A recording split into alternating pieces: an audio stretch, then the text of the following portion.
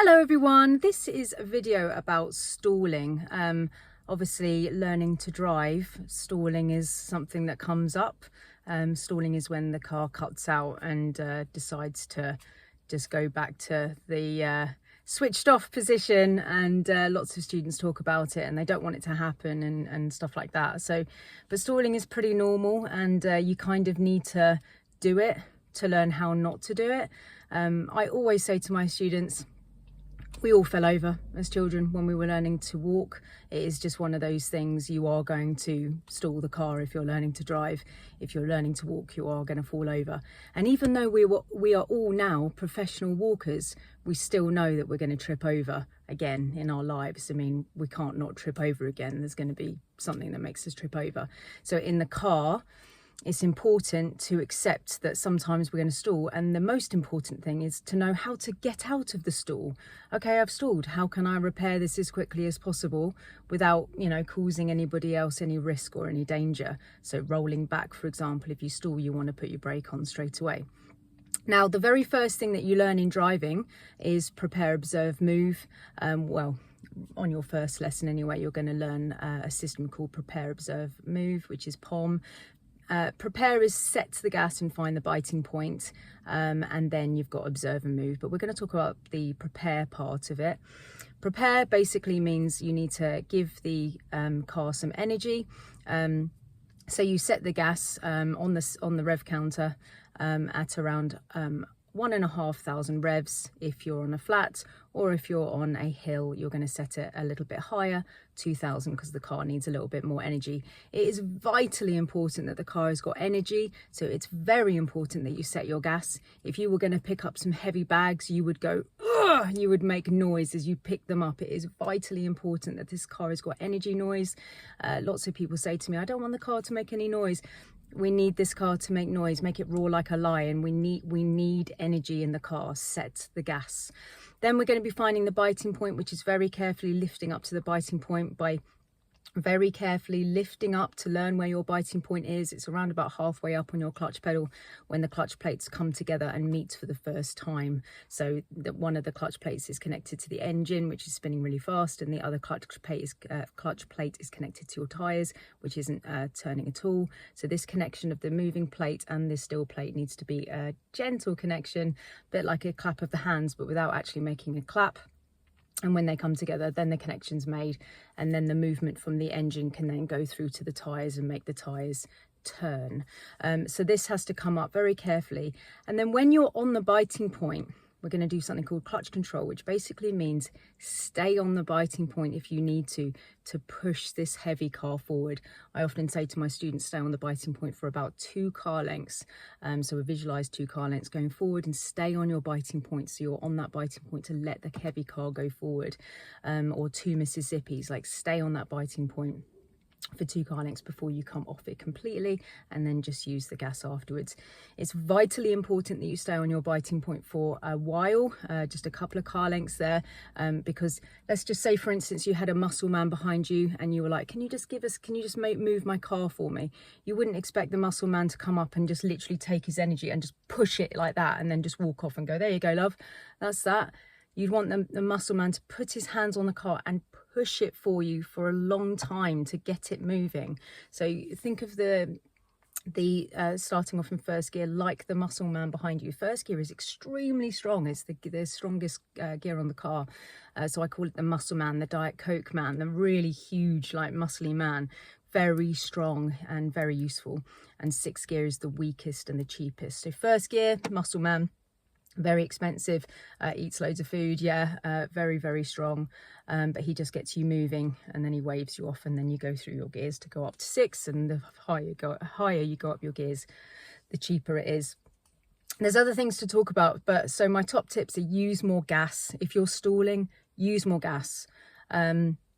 Like when people are kind of taking their cars to a track and they're having fun with the car, in a safe environment and they want to do wheel spins and stuff, they're just going to give it loads of gas and just like lift their clutch off. And the reason why I'm telling you that is because the car is unlikely to stall if there's loads of gas. So loads of gas and quick clutch, like terrible clutch work, the car's more likely to do a wheel spin and move off, because it's grabbing onto that energy. Now, obviously, we don't want to do a wheel spin because we're on a road and this is not a place to be doing stuff like that. It's not safe. But I'm talking about track work and stuff like that.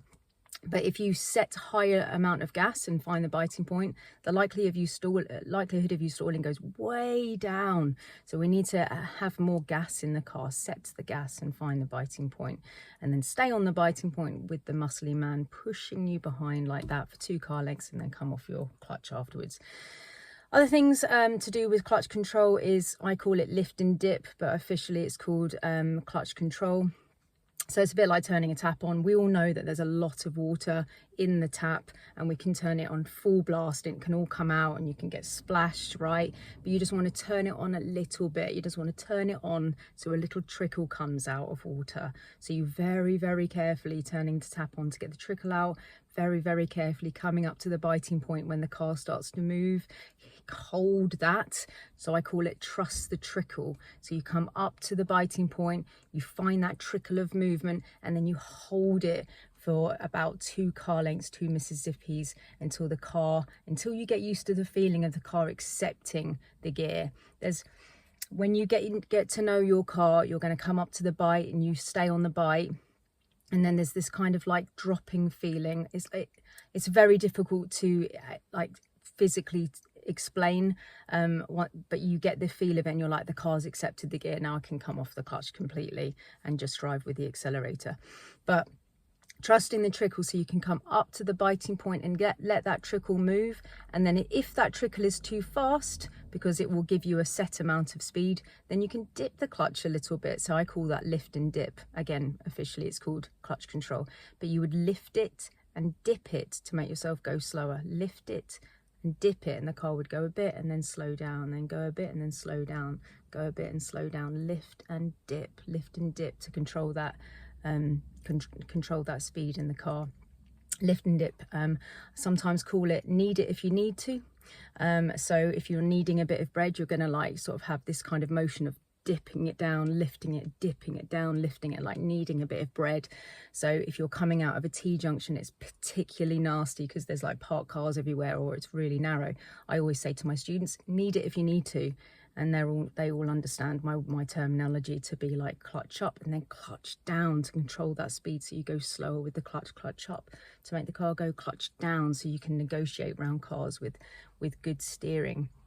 Anyway, those are my top tips. So set the gas, make sure that you've got energy in the car. The car really, really, really, really needs some energy. I sometimes call the energy bananas, which is like, it's really stupid, but it works. So the rev counter is like the bananas. So the reason why I call it that is because you can go for a run without bananas, but if you eat a banana, so much better, right? You can run for so much longer. So set the gas, set the bananas like half one or 2 bananas, and then find the biting point. And sometimes I call the biting point a dog on the end of the lead, so you can feel that tug like of the biting point just tugging away there. And you don't want it to be a Great Dane on the end of the lead, like out of control, the car's shaking and out of control. You don't want anything like that. You just want a little chihuahua on the end of the lead that you can just feel that there's a little dog on the end of the lead. And then when you find that biting point, the dog is likely to eat the bananas, right? So the revs drop when you find the bite. So you need to put those revs back in. You need those bananas back in. So set the gas, find the bite. When the revs drop, gas on again. Make sure you've got that gas. Obviously, your driving instructor will help you with this, or if it's me, then of course I will help you with this. But please accept that stalling is a normal process. It is something that we have to learn to not learn, something that we have to learn how to not do it, or to how to come out of it. So it's really, really important that you accept and never judge your driving lesson on stalling. Like it, you know, it's just a natural thing when it happens. As long as we don't roll back, I don't really, it's just so normal. All right. So yeah, as long as it's safe when you stall, and you know that you need to control the car with the foot brake, and then you just start the process again, either by turning the car off, or if it's safe to do so, just put the clutch down, put it into first gear, start the car again from that position, and move off from there. But your driving instructor will help you with that as well. All right, well, I hope this information helps, and I'll see you on your driving lessons.